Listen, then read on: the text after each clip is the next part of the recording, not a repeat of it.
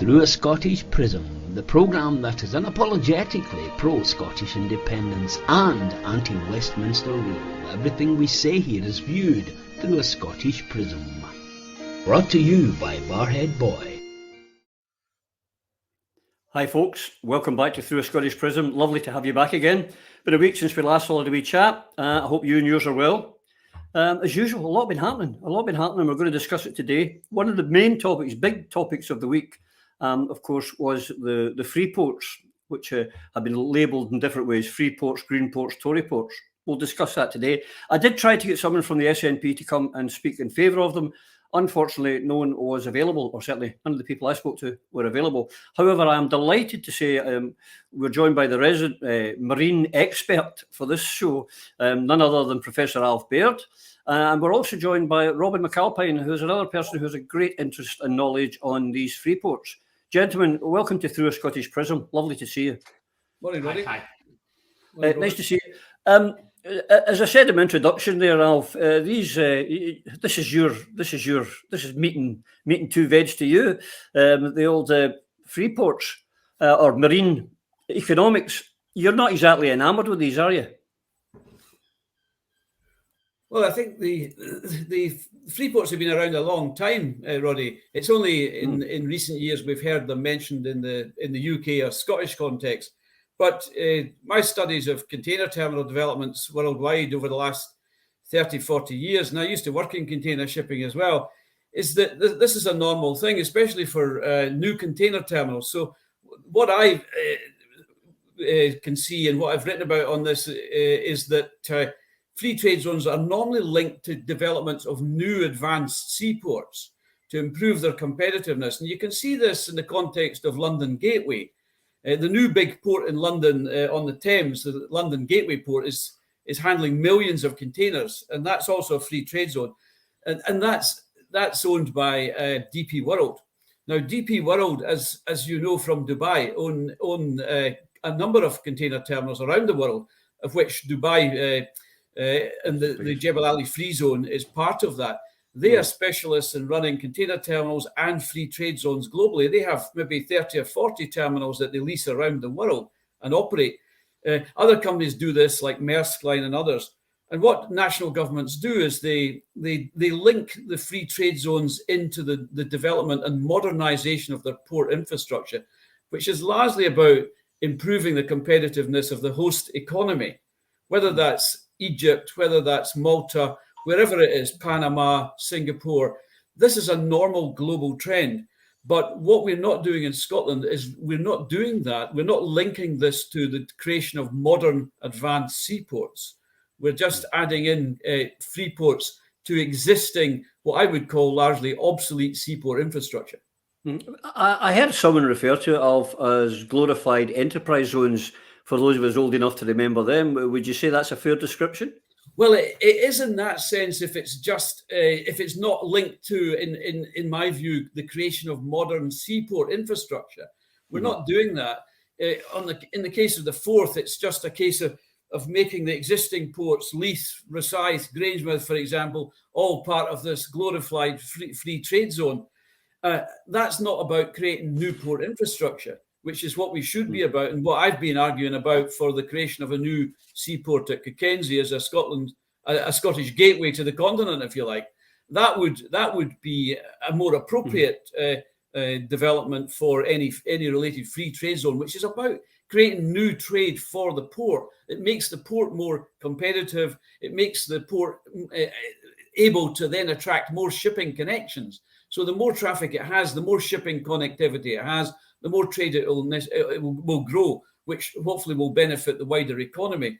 And we have to develop our trade if we're going to grow our economy at all. Otherwise, we'll just be stuck. So that's what I would say. It's linked to free trade zones should be linked to creation of modern seaports, not using existing obsolete, outdated seaports, which are generally in the wrong location to begin with for modern shipping. Robin, as Alf's alluded to there, this takes massive investment.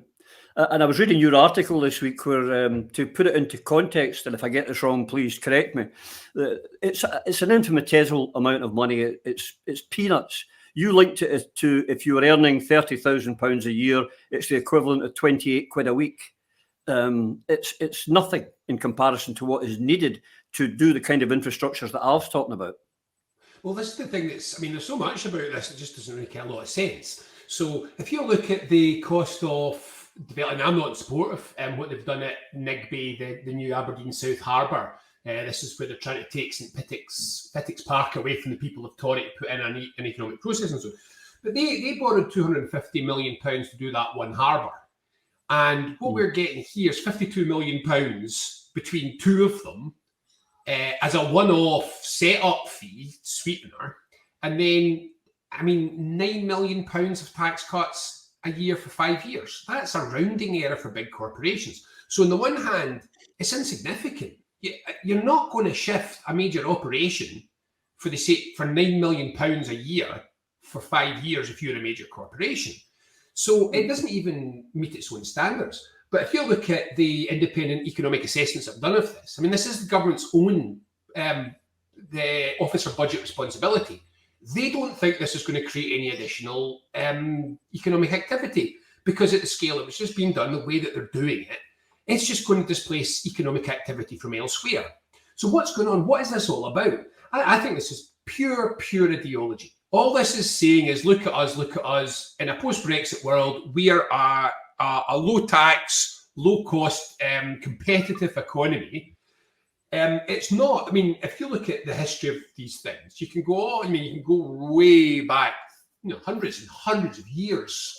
Places like Florence and Odessa are what they became because they were free ports way back in the day. That meant something. And then you had what were known particularly in the 90s as the EPZs, the economic processing zones. Those were hellscapes on earth at times. These were places, particularly in China and Indonesia, where there was no regulation, no law, no policing, no tax. And this was damn near human trafficking, what was happening in some of these places, slave labor. It was absolutely appalling.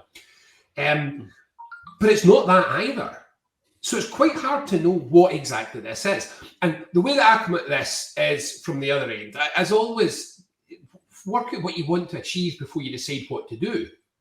And way back, I'm in IndyRef, about 2011, 12, 13, I hadn't really thought about Scotland's coast much. I'm a rural boy. I'm from Lanarkshire. We don't have much of a coastline.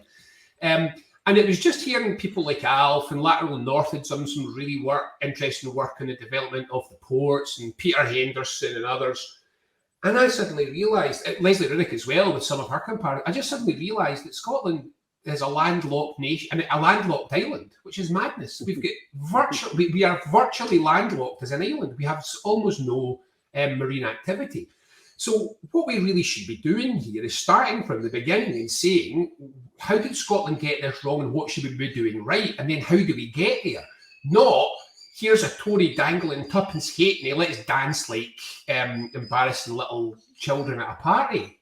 This is not serious economic policy making. And the ease with which the Scottish Government sold out does not speak well of their either their vision or their commitment to their principles. Is this is it just window dressing? Can you see it having any effect on the Scottish economy or the ports? Not really. I agree with Robin. We have to look at ourselves as a bit like Bolivia, landlocked. It's like another nation's stolen our coastline off us. And well, we did 6,000 miles of it. Yeah, and we don't administer it. And yet our future is a bit like Norway, and they say their future is the sea. And the sea is, and whether it's renewables or trade or oil and gas, fisheries, so on, we have immense resources, and that we have one of the largest coastlines in Europe, but we've not had a ports policy in the Union, basically. For 300 years, we've just muddled along, and we've not had any modern seaport development that I would say is essential type of strategic seaports for a long, long time. And Robin mentions Aberdeen, which I think is a major, major mistake, because it's a massive investment of over 300 million, largely public money, of a completely artificial seaport in a pristine bay south of Aberdeen. And it's not even strategically located to serve Scotland's international trade, which is with the continent mainly. And Aberdeen is never going to serve the Central Belt. It's only ever going to serve offshore, wind farms and so on, which is fine. But it's also very badly designed port, because it was designed to handle cruise ships, and it can't even handle the biggest cruise ships because of its narrow entrance and limited turning basin. So it's a monumental mistake, but it's largely been driven by strong local political interests in that area. And that's what's been done. We have a different problem on the Central Belt first. As you know, they're owned by offshore private equity funds, whether it's Cayman, whether it's Channel Islands, whether it's Canadian Pension Fund. It's all basically offshore. And we have involved in that ownership is there's no plan for new port development. So what the private equity operations do is they simply sweat the assets as much as they can. And Grangemouth is our biggest container port, but it only really handles the same volume of traffic as Reykjavik in Iceland, 250,000 containers a year, which is nothing. And the development that I had proposed at Cockenzie and had studied previously with people, including the former Leith fourth harbour master and others, that could double Scotland's European trade quite easily with proper connections. As you know, I worked on the Rosyth development to get the superfast connection. They really wanted to go to a port further downstream, which would save them 2 hours on the overall trip, 1 hour in, 1 hour out, which is the profit margin. In addition to that, they left Rosyth because there was inadequate land areas, quite narrow aprons there, inadequate land areas for freight storage and car import terminals. And also the port owner, the private equity fund at the time, the Cayman Private Equity Fund, kept on increasing port charges. That's what chased them away. So there was an immense amount of work that we did on that, also with Scottish Enterprise, to get superfast and to get that service up and running. But there was really no support from either, or very limited support from government, and no support from the private port owner, who didn't provide the right facilities in the right location at the right price. So we were struggling all the time with that. So we really have to think, if we want a European connection, a proper setup of a European gateway seaport for services to the continent every day, freight, passengers, other ad hoc services to Scandinavia, to Nordic Atlantic markets, Faroe Iceland, and so on. I mean, I was an Iceland steamship agent in Leith back in the 70s. We had all this trade. We had a lot of trade coming into Leith at the time. I was a shipping clerk going around the ships in the 1970s with cargo manifests and bills of lading waiting on them sailing to Porto, to Rotterdam, to Oslo, to Rouen, to different places, to Iceland and Copenhagen. We had these services, but we lost them all because our companies were taken over largely by London-based companies, and then their operations closed down, and the port had no plan for a new port proposal. Even in the 70s, my company, Curry Line, Leith, Hull and Hamburg Steamship Company, we were advocating new port facilities in the 1970s because we were ship agents. We couldn't actually handle even then the biggest cruise ships through Leith. So we knew that we were storing up long-term problems without a strategic national plan for port development. And that's why Scotland's trade is, to be honest, moribund. It's just to be comparable to Iceland, to have a port like Grangemouth, which is an 18th, 19th century canal port, basically, stuck next to a refinery, is just bizarre. That's a hopeless mechanism to handle modern shipping, especially ferries that require maybe a 2 or 3 hour port turnaround at a coastal location. It's kind of depressing, Robin. I mean, what I've seen is just, welcome to colonialism, really. Would you say these ports are job creation or tax avoidance is what they're really going to do? Are they going to create jobs, or are they going to help people avoid tax? This is a bizarre thing. I don't think they're going to do either. I mean, not substantially. We're talking about 5 years. I can only say this again. If you look at the total amount that the UK government has scheduled for tax relief to all of the free ports in Britain, it's about £50 million a year for 5 years. So that's about £9 million of that would come to Scotland. Now, say again, if you divide that between that's maximum. If you divide that between the businesses which might consider relocating here, you might be talking about £1 million bung here or there. I mean, that's loose change for the kind of infrastructure build that people would require to relocate up there. So, I mean, I don't even think I can't really quite work it. I don't think it even particularly looks like a tax cut. I think what might be interesting, I haven't looked closely enough. I'd be interested to see what the regulatory opportunities are in there. So if they've got opportunities to skip regulations, that might be of some, that might be slightly attractive to some companies. But those are exactly the kind of jobs we don't want. And second of all, that is just really is a race to the bottom, because these free ports stop somewhere, and 5 meters outside it, there's another business who's trying to compete with what's going on inside it. But one of the things which you said this is depressing, it is. There's so much in Scotland that's depressing just now.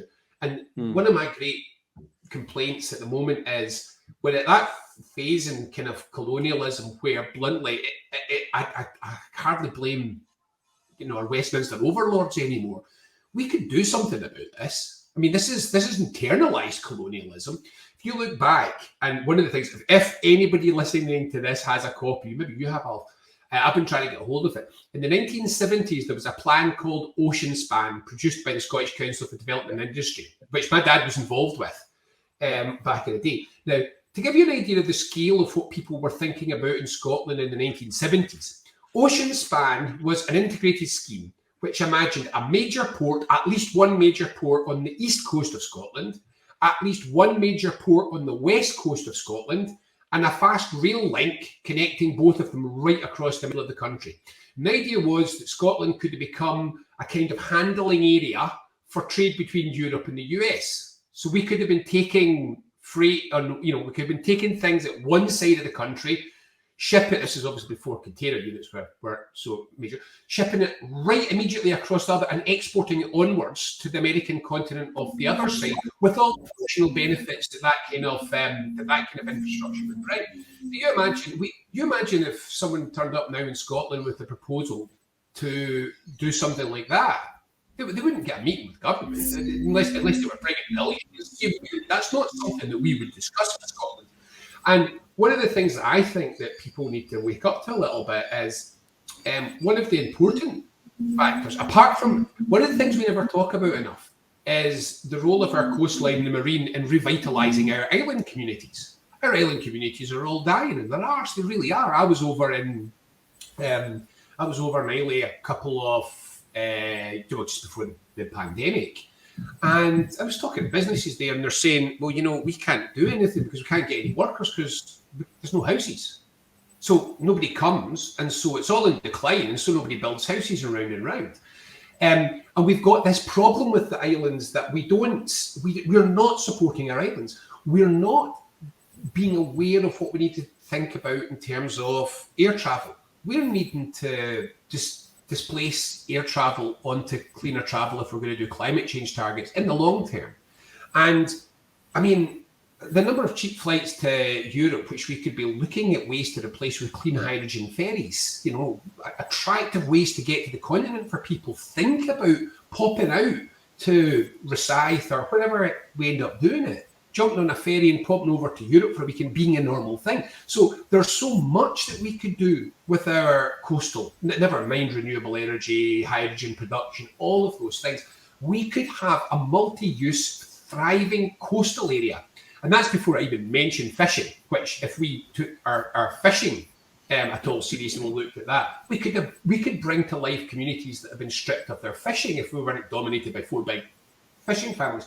So there's this sense that our sea is like a Wild West. The government doesn't care. Policy doesn't care. Whoever just happens to be the biggest fish in that particular pond, so a wee bit mixed metaphor there, whoever happens to be the biggest fish just seems to define what our coastline is. So it's a foreign owner of a port, or it's a big fishing industrial fishing company that mainly employs people from Eastern Europe and so on and so on. And they just seem to define what happens in our coast. And we just don't seem to have But honestly, it's either the backbone or the vision to actually say, well, wait a minute, what would this look like if we were trying to do this right? So, I mean, what I'm quite hopeful for is I've heard more about ports. That's the one good thing about free ports. The one good thing about free ports is I've heard more discussion about ports and strategy in Scotland in the last 6 months than I have in the last 5 years. So if there's one thing to come out of this free ports, what I think is going to be a debacle, it's the fact that we're talking about this subject again. It's just we're talking about it the wrong way, but at least we're talking about it. So I suppose that's some kind of progress. Yeah, I've got to say, the old cynic in me, Alf, anything that the Tories bring, I'm immediately suspicious of. And don't want to touch with the old barge pole. But you believe that we need 2 new ports, super ports, the ones you alluded to at the start of the programme, in Scapa Flow and in Kirkensey, which you think are 2 ideal locations for super ports for Scotland. Would you like to? Well, both I've studied in quite some detail for many years, and worked with local port interests and others to do that. But just a point I would make about the Scottish initiative on free ports is labelled green free ports, and I think this is intentional because it's probably going to be linked to the offshore wind leases, which Robin's also written about, and I think that's going to enhance the opportunity for widespread interception of economic rents from Scotland under the colonial model that we're in, this internal colonialism that we're in, where our most valuable resources are exploited before our eyes. So these green free ports are going to be very much closely connected to the offshore wind developments. And I think the beneficiaries of that are going to be these companies with the leases that are going to be producing that energy and intercepting the value. So Scotland, again, will get very limited, if any, value. We have to remember also that as offshore private equity funds, they tend to sell on these assets every so often to another private equity group or funder. And what they do is they try to enhance the value in some way. So by calling their estates green free ports, they will obviously be able to market these as, it's a big additional aspect and benefit to their aspects, so their value might be enhanced. So it's about selling on the assets. And going back to Robin's point about the development or the plan in the 70s for this Scottish land bridge between North Sea and Atlantic trades, this was certainly the case, and it was linked to, I think, Hunterston development. And just a point there, I worked as advisor to Clydeport before they were acquired by Peel Ports, on a development to develop a container port at Hunterston, the ore terminal, the coal terminal there that was set up to serve Ravenscreek. Now, they were wanting to set up that as a container port in competition to developments at Liverpool and other places. That Liverpool too has seen a new container terminal with Treasury funding for dredging and all the rest of it that we maybe haven't heard much about. But what the project that we had envisaged for Hunterston, and also Scottish Enterprise were involved in that, was to create a container terminal there for transatlantic business and to use it for transshipment, but also to serve the UK market by rail, and use Hunterston's deep water benefits to handle the biggest ships that could possibly that are possibly in operation. So the deep draft, the deep water was the big benefit for Scotland. Same with Scapa Flow. And the reason that project was dropped was because Peel Ports acquired Clydeport. And once Peel Ports acquired Clydeport, they motored forward on Liverpool 2 container terminal. So Hunterston was dropped. And we can see there, I mean, I was in Asia and other parts of the world with Clydeport senior management, with board members marketing Hunterston as a container port. And this was being considered by Chinese shipping lines, by others, as a possibility. So Scotland lost out on that after Peel Ports acquired Clydeport, and that was the end of that.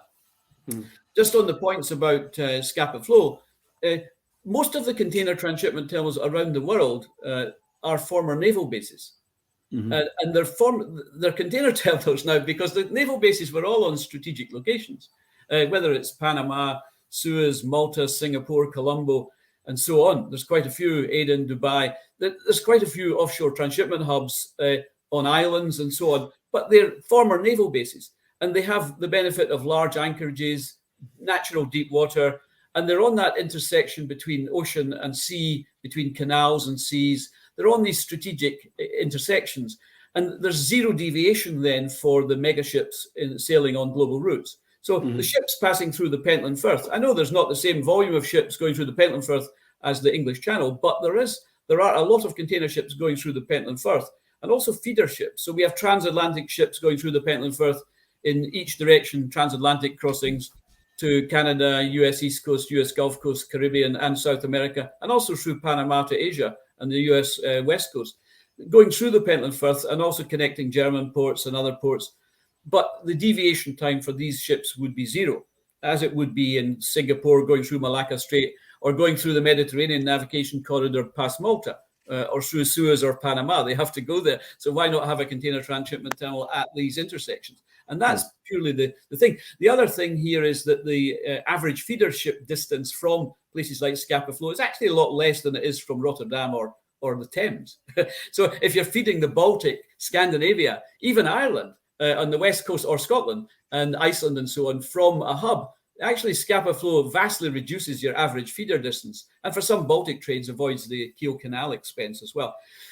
So we marketed that, and I was basically an academic implant in the harbours department at Kirkwall in Scapa for 5 or 6 years, working on projects to develop the ports up there. And we developed some great ports, including Scotland's finest cruise and ferry terminal at Hatston in Kirkwall, which is really what I proposed for Cockenzie. It's a simple, very simple scheme that was built for under £30 million. So it's not a case that a new port necessarily costs a vast amount of money, even for a gateway seaport for Scotland to the continent, a pier at Cockenzie. You know, the Estonians built cruise ship piers for €11 million each. It doesn't cost an arm and a leg. If you've got 200 acres of backup land already for storage and facilities, you've already got the key. And basically you have to remember as well that Cockenzie and the Line S terminal at Scapa Flow are already reclaimed brownfield port sites lying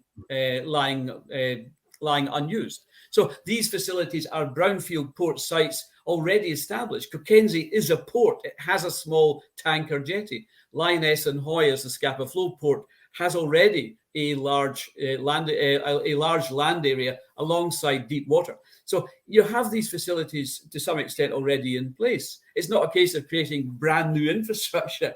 They're already largely in place, and you just have to add on some infrastructure. It doesn't cost an arm and a leg. And the scheme we had at Scapa Flow was to simply use a port concession model, which is what the Europeans have been doing for decades anyway. And that's the normal port model, where they simply advertise for a port operator, and then they get a lease from a port operator for, say, 30 years. And then that gives the public sector the commitment to then co-invest in any infrastructure. And then the private operator, whether it's Maersk or DP World or MSC Terminals, whoever that's running a global portfolio of terminals, can then put in the cranes, equipment, the expertise, the marketing, and so on. And we actually had an operator for the Scapa Flow terminal back in 2009. And it was the operator of the Malta terminal. We had the operator in place, but the Scottish government and the UK government pulled the plug on the operation. Now, so we have lost out on these port projects, whether it's Hunterston, Scapa Flow. We lose out because of UK government policy. And we have no initiative on the Forth at Cockenzie because UK government policy is to leave the estuarial monopolies in the hands of the private equity funds, Forth ports. Yeah. So that's the barrier. It goes back to this control. We have no control over our coastline. And London is driving the policy through its civil servants in Edinburgh, of course. It makes me think I should get in touch with Nicola Sturgeon and suggest that if she brought in a policy of independence, she might get around some of her problems. I don't know if she's thought about that. It might help. Yeah, I can be quite cynical, Robin. I can't help it. Until then, I just wish we could. This point isn't. I mean, again, at least it's starting to be discussed. This point about ownership of the Scottish economy. I mean, I've been rattling on about this for quite a long time now. A lot of our difficulties that we are looking at, where we're saying, why is this happening? Why is that happening? What's going on here? Why can't we get access to this? But if you trace it back, again and again, you'll find out the problem is that our economy is owned by overseas interests. And a lot of the time, the Scottish component of these overseas interests is small. So they're not really that interested in developing imaginative, creative, visionary projects in Scotland. Frankly, over the last 50 years, Scotland's become the place that you go to grab assets cheap while you focus your serious work elsewhere. And so you take a cheap lease, an incredibly cheap lease on offshore wind, and then you build your turbines somewhere else because that's what Scotland lets you do. The same is true of land ownership patterns. The same is true of the port patterns. The same is true of a company headquartering in Scotland and the buy-up. And the Herald nowadays has almost got a rolling feature of a list of Scottish companies that get bought this week.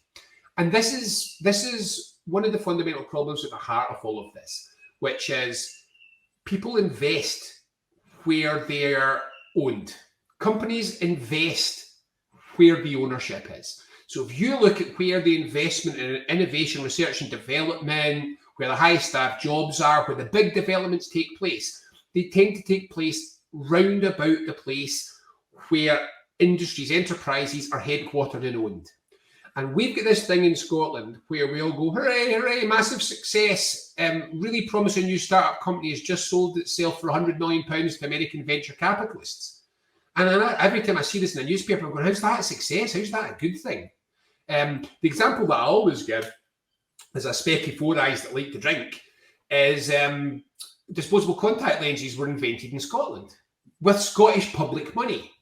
And so for anyone that's got specs and has ever come in after having a drink with contact lenses in, disposable contact lenses are the best thing that were ever invented. I mean, nowadays, virtually all contact lenses sold are disposable.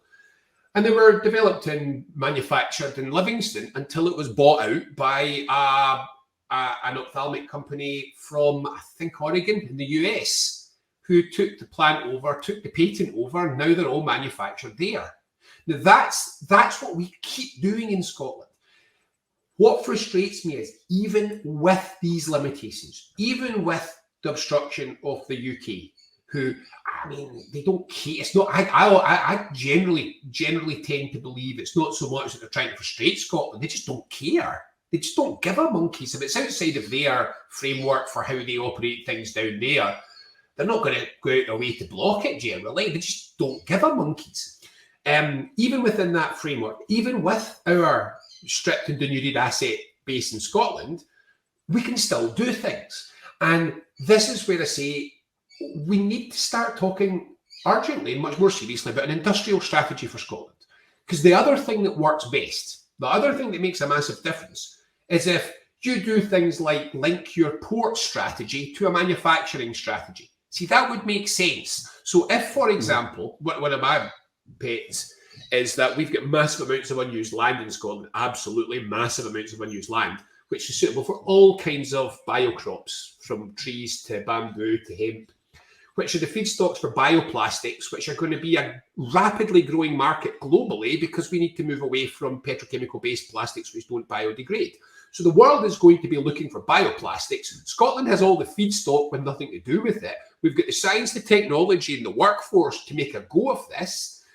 And what you really want to be saying is, wouldn't it be a cracking idea if we would build light and medium manufacturing plants with easy access to send goods to a port from which we could export onto Europe?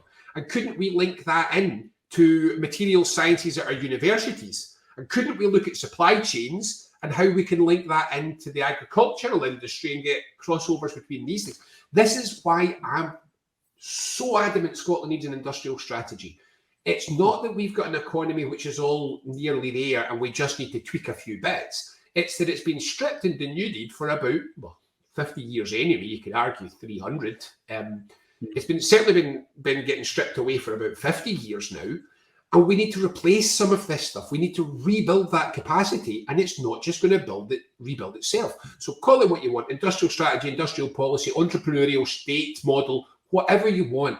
We need to get people around a table and say, what could Scotland actually be? What would you actually do to get there? And instead, at the moment, we've got a 10-year economic plan, which I am virtually hiding behind the sofa waiting to arrive, because it's a ragtag group of people, some of them good, some of them not so good, who were given 7 minutes and 43 seconds to write a 10-year economic strategy for Scotland. And everything I'm hearing from it is that it's a debacle.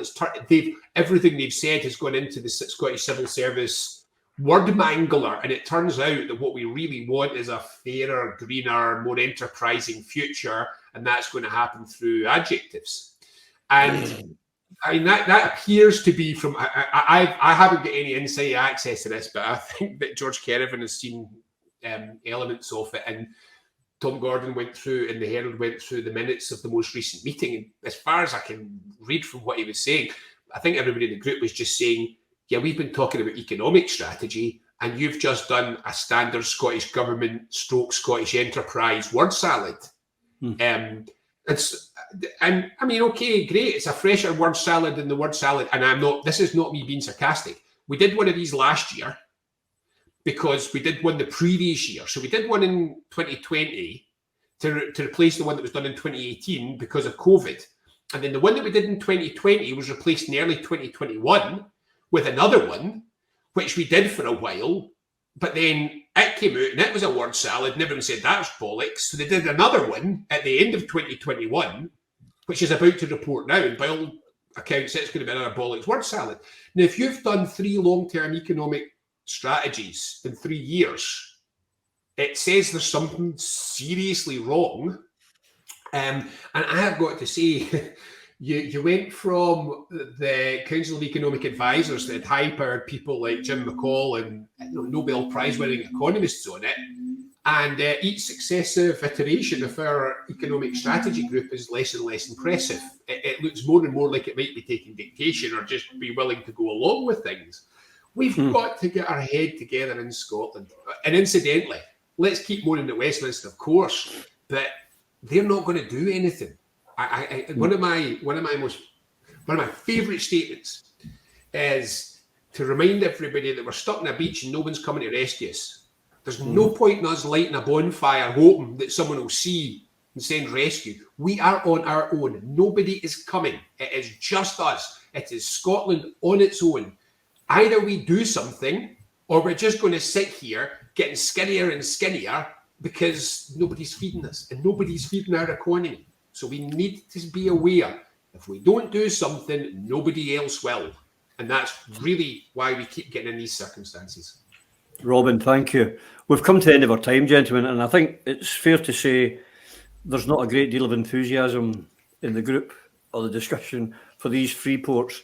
I still ask the question, free ports, green ports, Tory ports. I'm going for C, Tory ports. So thank you. Alf cannot stay with us. Robin, you're going to stay on when I bring in the Coatbridge Cavalier and the Paisley Mohawk for a wee general chat. Alf, can I thank you once again, my friend, for giving up your valuable time to help us and give us your wisdom. Yeah, thank you, Roddy. Yeah, and we'll see you very, very soon. Okay, all the best. Cheerio, Robin. Bye, Alf. Bye now. Yep. Thanks for that, Robin. As I say, we'll now be joined by Phil Boswell and Iain Lawson. If they're sober, I don't know, are they? Sort of kind of sober, I'm not sure. I can never tell them, Robin. They're very difficult. I don't drink, so it's not really a problem for me. Sorry, drugs and drink. I mean, got your hope. Well, gentlemen, that was an interesting discussion with the guys. It was indeed. I mean, I'm very much on the same page as Robin in all this. I mean, what happens is we've been drifting along, letting other people run our country, run our businesses. Everything Robin said about the slow purchasing of any promising Scottish company, the minute they reach a size, they're immediately snapped up from outside and control moves. And I mean, it's been going on for generations.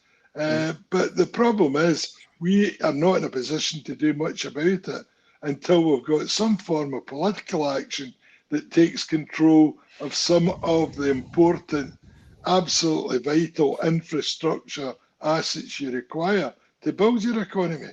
And, you know, the airports should not be in the hands of hedge funds, pension companies, or whatever.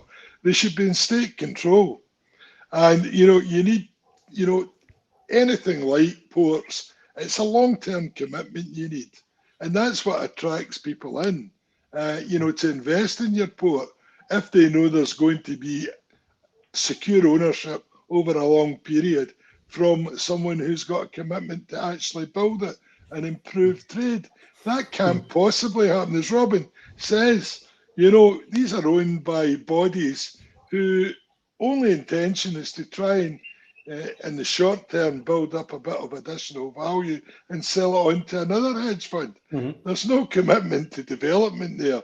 There's no plan other than to make a quick buck as fast as you possibly can. And we'll never go anywhere until we deal with that. And the problem I've got, I mean, I thought Robin was quite gentle with the Scottish government. I mean, really, who is running this country? Everything Robin said there makes absolutely clear sense to me as a businessman.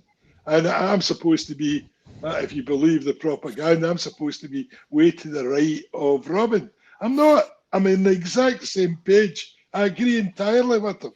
It makes business sense to make sure you've got control of these crucial assets, because these are strategic assets. Just look to Norway.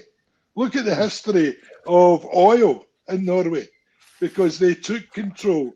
They used it. Look at the regulation in Norway. It's very difficult to supply their sector of the North Sea, you know, unless you're making the contract or business available in Norway first. You know, we should have been doing that in a very different Scotland we would be living in today if we had. But it's never going to be in Westminster's interest to let that happen. We're in a political trap. And the problem I've got is the people that are supposed to be getting us out the trap are in a colonial administration. They're not challenging it. They're just going along with it. Phil, you know, what the guys are saying and have been saying is that we need independence. We had Boris up in Scotland this week at Babcock's, hiding, you know, not actually meeting the general public. But he said, no matter what the Scottish people vote, you know, whatever, you're not getting independence. Oil testing remain free. We'll continue to work with our colleagues in Scotland, but I believe the similarities in our approach vastly outweigh the differences. I've been told that I'm out of time, but do you want to talk about Scotland? I'm happy. It's just not going to happen. And what got me this week was that after he said that, our First Minister and de facto leader of the independence movement said nothing, not a cheap, just accepted it. It's not right. That's not acceptable. I mean, what we've just heard there is Alf Baird, a world-leading expert on this subject of ports. Look at his history, his research, and something he pointed out previously when he was on the programme was that the city of the port runs the port all over Europe. And they use it to generate jobs. They use it to generate revenue, and it supports the people. I mean, and you know, we're talking about. I'm delighted that Robin's on the show, because we need the voice of the left. You know, it has to be heard. It's the voice of the disenfranchised, the voice of the dispossessed.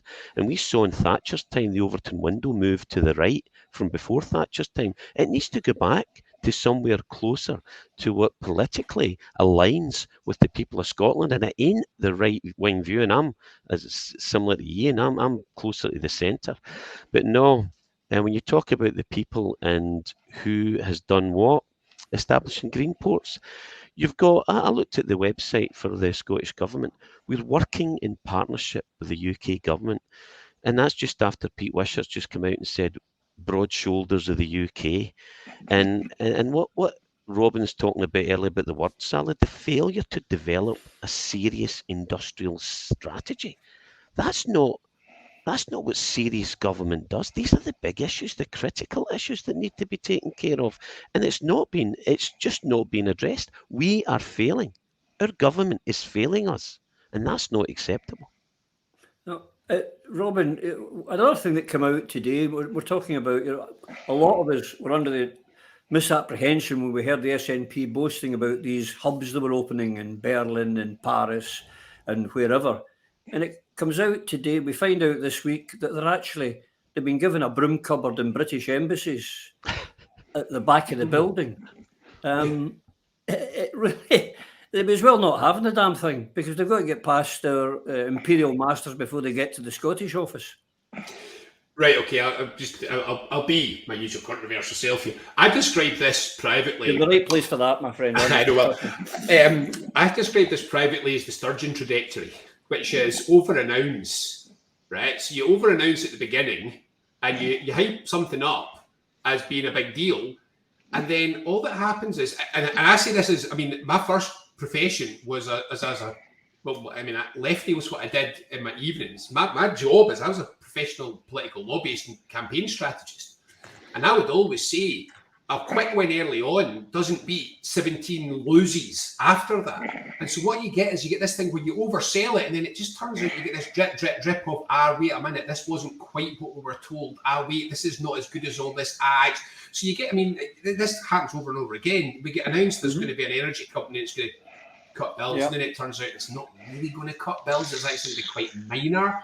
And then it turns out that it's not going to happen, and we're going to get an agency instead. And so you over-announce before you've actually worked out what you're going to do. And then it kind of, what you get is a sequence of the increasingly negative stories on the back of it. And then what you get left with at the end of it is the sense that, wait a minute, what just happened there? This was supposed to be a big deal, and now it's not. And one of the things I say this to everybody I've ever done PR for, or public affairs political strategy, is preparation first. Know what you're doing, make sure you can deliver it, and then open your gob. In that order only. So if you think you can do something, and you do a quick feasibility, and it says you can, right, you take that to the next stage, and you make sure that you have a chance of implementing. Once that's solid, once you know what you're doing, announce it. So if you're going to say that you're going to do hubs across Europe, make sure that you're doing hubs across Europe. And if you're doing broom cupboards, that's okay. And I'm not joking you here. A broom cupboard in Berlin is better than nothing in Berlin, because at least you can run operations through it. But you've got to call it that so that people understand. What you say is, we would like to do more. As an independent country, we could have a lively, thriving hub in this. We can't do that now. This is the best that we can manage, but we're going to try and show you our intent with how we use this facility, blah, blah, blah. And this is part of the reason why it sometimes feels like literally everything's going wrong in Scotland just now. Because too many things were announced too quickly, and the substance wasn't worked out. And I've got to get increasing concerns about the capacity of the civil service in Scotland. I've got high regard for the civil service as a whole. I've worked with the civil service my whole life, and there are very good people in the civil service. But for various reasons, it really is, what shall I say, scuffing the ball wide with almost everything it's doing just now. So this is not doing us any good. This is one of the things that worries me. It doesn't do the independence movement any good. If we come out in a blaze of glory, popping party poppers and shouting, hooray, hooray, we've got this cracked, and then it turns out that we don't, it makes us look a bit phony, if I put it like that. Well, and it's not good for us. Talking of phony, that's the First Minister's favourite. I can announce today free meals for 6 and 7-year-olds, a non-profit energy company. They don't happen. Iain, Phil nearly stole my thunder. My big moment was going to be the programme's favourite SNP MP, the member for Perth and North Perthshire, the piano player, the man we don't give a name to, who sat on BBC Big Debate and talked about the broad shoulders of the United Kingdom. There are impacts across the whole United Kingdom. We're in a position just now in the northeast oil and gas sector where we're trying to have a just transition to net zero. We're trying to bring these skills, these decades of experience with this. What Labour would have done would have put all of that at risk. Yes, a windfall tax, doing it properly, making sure that the broad shoulders of the whole UK cover this. Well, Rule Britannia was playing in the background. There's a great picture, actually, of Anna Starbar looking at me just to say, did he say that? Did he just say that? I mean, it's quite incredible. But what he also said, which was really, really important, was that, well, we're down there, but we cannot affect policy in any way, shape or form. It doesn't matter. We can't do anything. We can't win any battles. So why are they there, Iain? What is the point? Well, his dress sense also suggested he was some sort of factor you know, for the landowner, you know. Yeah, I mean, it really was unbelievable. But I mean, the problems, you know, we talk about them as if they're new problems. These have been going on for long enough. I mean, earlier on, Robin mentioned airports. I mean, the airports used to be in state control. And then when they decided to divvy them up, very significant what they did. They took the 3 London airports, then missed every single airport in England and joined them up with the 4 airports in Scotland. And that was to make sure that the policy was to use the 4 Scottish airports as feeder services for London. You know, and very, very interestingly, they left Manchester Airport, which is a huge airport. They left that in local government control. And why is Manchester Airport doing so well? Well, it's been run for the city's benefit because it's owned by the city council, as opposed to all the different owners that own all the Scottish airports, who are effectively Spanish, I believe the Spaniards that own Glasgow Airport, I believe, isn't it? It isn't. Yeah, they own the electricity company as well. You know, Scottish Power. I mean, you know, we probably get more ownership. Spain's probably got more ownership in Scotland than Scotland's got. You know, but we're falling into this trap of not really looking after all these strategic issues. We're back to where Robin started off. You know, well, can I just add in the airports one? I find this a strange thing, because a thought experiment for me was, these are all owned by private corporations. I don't know who the deal is with. Could they just decide not to open up tomorrow? I mean, these are national strategic important places. Could these businesses say, actually, you know something, we're just not opening today? Now, I've thought about this for years, and I find it really odd. It's like owning your house but not owning your front door. Surely things like airports, ports, your border, these are of such massive strategic interest to a country that you ought to be able to absolutely ensure their effective operation for the sole purpose of not being imprisoned in the island of Scotland. I've never understood why anyone would sell off their airport, because I genuinely, as far as I can tell, most airports tend to be most airports have. Stop being an idealist, Robin. Stop being an idealist.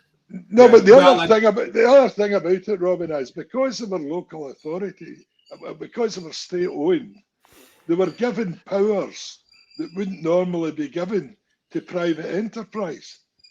And they didn't take these powers away. So, I mean, Glasgow Airport, for instance, owns all the roads coming in.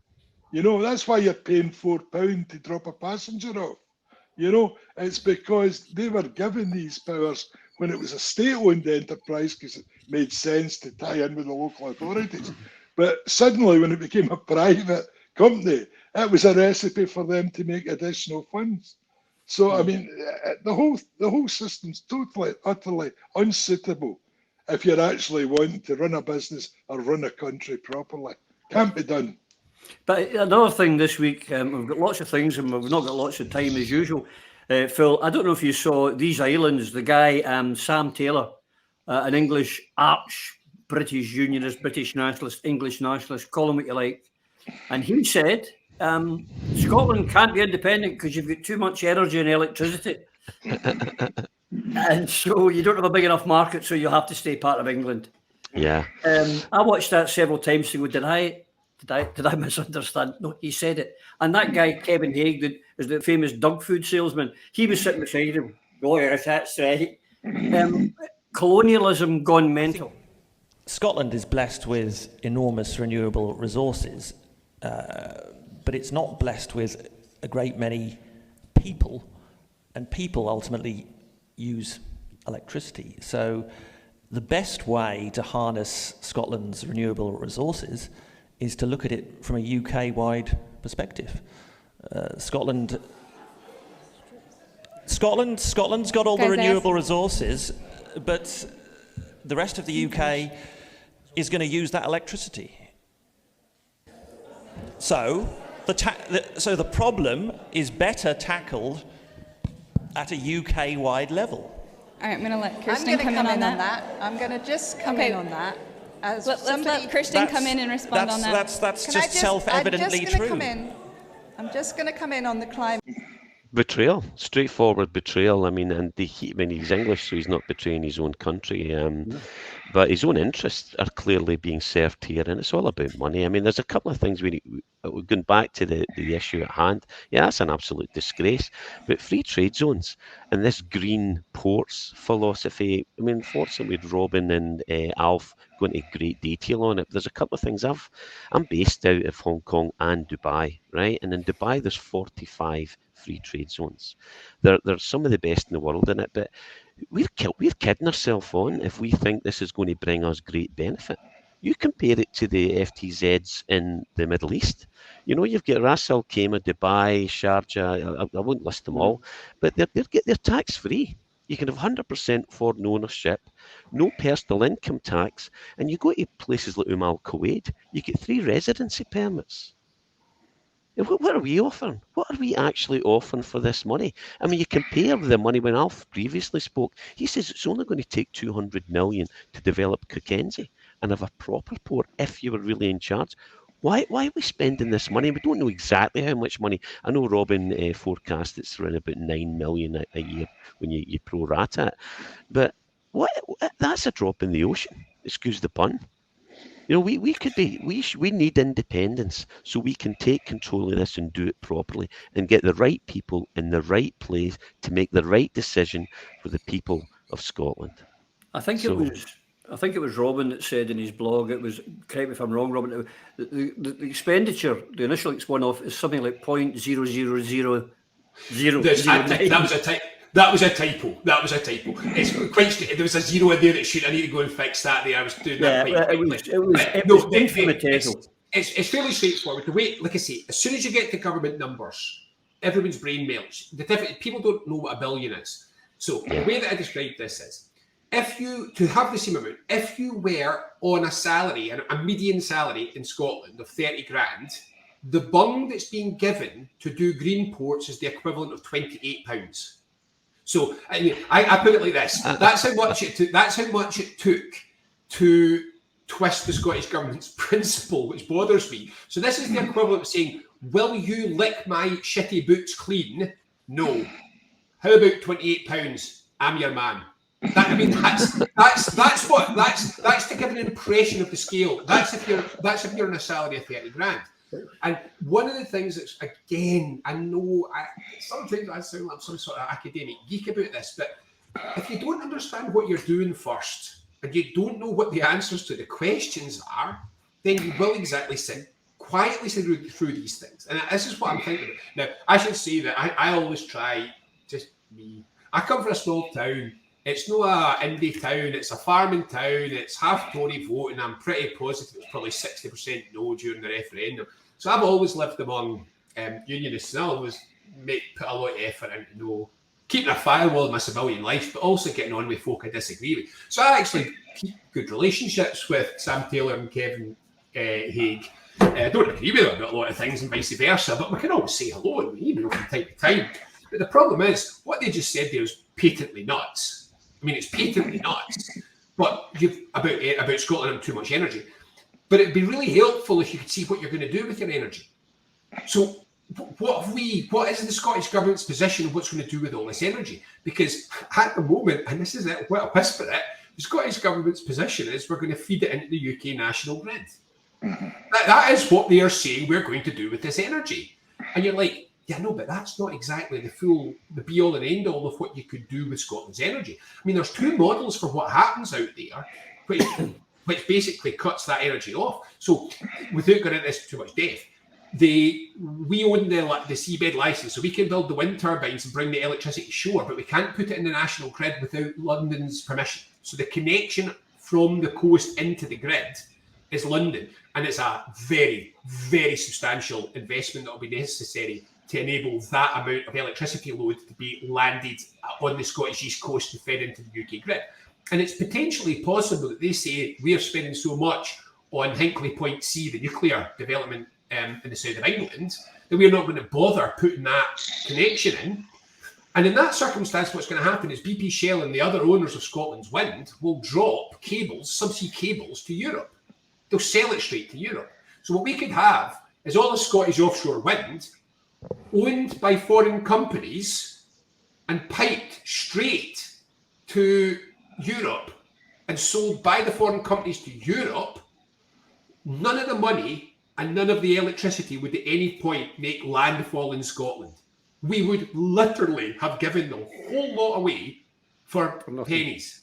So the question is, if you've got too much energy, what are you going to do with it? Oh, I don't know. Why don't we create an industrial strategy and try and attract high energy businesses to Scotland with super? Absolutely. Why don't we look at growth models such as capping energy prices? So we're paying about £200 a megawatt hour of electricity because gas has gone mental. The beauty of renewables is, first of all, they don't become, once you've installed them, they're the same price every day. They don't go up or down. The amount of electricity generated goes up and down, but the price per megawatt stays absolutely static, no matter what happens in international markets. And technically, the electricity becomes free once you've paid off the capital. So basically, all of Scotland's hydroelectricity is now free. We've paid off the capital. It's just now free electricity. Now, I was just reading a proposal which I don't agree with for a different reason, but saying we could actually make electricity free to households in Scotland in a sane period if we wanted. And I don't think that's a good idea because you don't want people to piss the electricity away for no reason. You don't know. Iceland's one of my favourite places. They've obviously got so much free heat that the last time we were saying that people in Iceland, they keep their heaters on, and if it gets too hot, they open their windows because there's no heat. The heat's free, and that's genuinely the case. They keep the heater on because it's easier than switching the heater off. They just open the window to get some fresh air in. That happens all across Eastern Europe with district heating. It can be cheap as chips. Absolutely. Out the window. But the UK is all about money, profit, dividends. Everything's about money. Gentlemen, we're running out of time. I don't have much time left. And a couple of things I wanted to cover, and I'm just going to make snidey comments instead. While we're talking about all these in-depth things that we need to get done, the SNP are talking about bringing back bridge tolls. Their partners, the Greens, are talking about closing down the M8 and turning it into a green zone and giving us all, yogurt slippers and telling us to go and hug some trees in Kelvin Grove Park. It's just getting ridiculous. But the last thing your comments on, chaps, was the BBC correspondent for London, the daughter of the former leader of the Labour Party, Sarah Smith, left her six-figure job, 150 grand a year job in Scotland and gone to America. And there's a lot of people in the independence movement have not forgotten some of the things she's done. She's had to openly apologise. But the First Minister come on and disassociated herself with anyone daring to criticise or say anything nasty to Sarah.